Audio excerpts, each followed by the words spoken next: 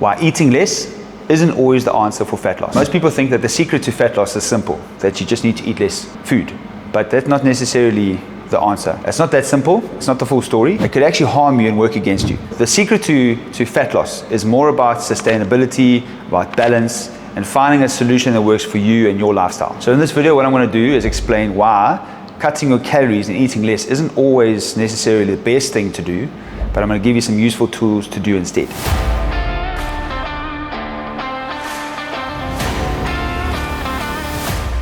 So one of the first things to consider is that if you drastically cut calories or eat far less food, what happens is your body slows down its metabolism, which helps your body to conserve energy. But by doing that, it forces your body to burn less calories throughout the day, which makes fat loss harder. One of the other things to consider is that if you drastically cut your calories or eat too little, your body will start to eat away at muscle. Now, you want to be building muscle because by having a lot of muscle, it greatly accelerates your metabolism. Therefore, you're going to be burning more calories throughout the day. So if you are eating too little, you're going to be eating away at muscle, and by having less muscle, metabolism slows down, and you won't be burning as many calories throughout the day. Number 3, hormonal changes. So this is one of the more important points to consider. If you are eating too little, it can negatively affect hormones like leptin, which is your hunger hormone, your ghrelin levels, which is the hormone that sends a signal to your brain that you are full, and cortisol, which is your stress hormone. Now, if those go out of whack, what tends to happen is that you feel an overwhelming sense of fatigue. You'll likely overeat and likely have more cravings. So those are things that you'd like to avoid. Number 4, nutrient deficiency.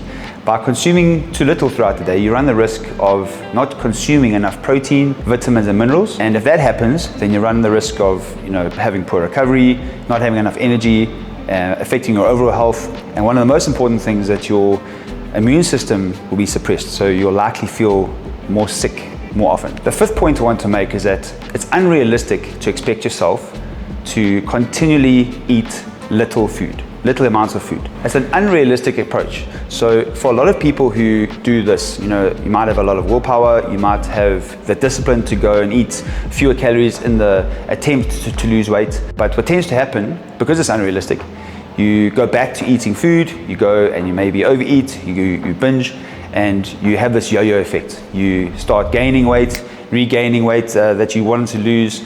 Mentally, you feel a little bit more guilty, perhaps some shame creeps in there, and it just creates this vicious cycle where you try and do the same thing again and again and again, but you're almost leading yourself to fail. You need to create something that's sustainable in order to succeed, to lose weight. So the better way to approach your eating habits is to have smart nutrition and a healthy training routine.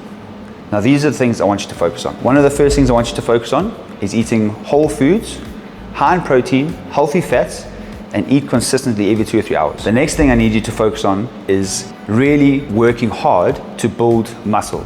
Not to get bulky or to get onto a bodybuilding stage, but to build muscle and preserve muscle, because that's going to help you have a healthy metabolism for a long time into the later years of your life. Don't be afraid of building muscle. The other thing that is important to do to lose weight is to create a small, healthy, sustainable calorie deficit. That's going to help you lose weight. But it doesn't have to mean that you starve yourself. And the 2 other things that I've found that really help at helping people to lose fat, the people that have succeeded, they've looked after their sleeping patterns, so they've made sure they've had adequate sleep. Don't underestimate the power of good sleep, especially deep sleep. A lot of us get 30 minutes of deep sleep a night if you track it, but you need about an hour and a half, an hour 45 of deep sleep, which means that you need at least 8 hours to get into that kind of sleeping pattern. Prioritize your sleeping patterns, your sleeping habits. And the other one is to manage stress. All of us need to manage stress, be aware of how stress is affecting your body. And one of the things you can do to monitor how your body is internalizing and dealing with stress is to count your breath rate. If your breath rate, or the amount of breaths you have in 60 seconds, is more than 12, then it shows that your body has a little bit more of a sympathetic tone, which means that you have less oxygen available, which is going to make weight loss a lot harder. But an ideal breath rate is between 6 to 8 breaths per minute. That means that you have heightened parasympathetic nervous system arousal, which means you have more oxygen available and weight loss is a lot easier.